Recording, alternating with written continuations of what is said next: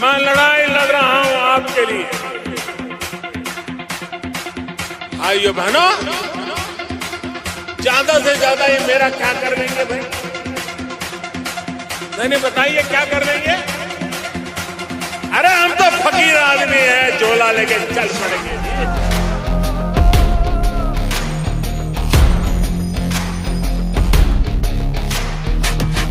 ಜನ್ಮ ಭೂಮಿಗಿಳಿದ ಬಜರಂಗಿಯ ಅವತಾರ, ಮಣ್ಣ ಕಣವು ನುಡಿದಿದೆ ಇವ ದೇಶ ಕಾಯೋ ಗುರಿಕಾರ.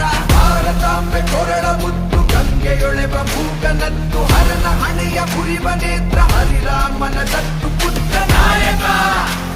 ನಮೋ ನಮ್ಮ ಸೈನಿಕ, ನಮೋ ಕಾಯ ರಕ್ಷಕ, ನಮೋ ಸಬಕ ಸಾಥ್ ಸಬಕ ವಿಕಾಸ್ ಎಂದು ನುಡಿದು ನಡೆದ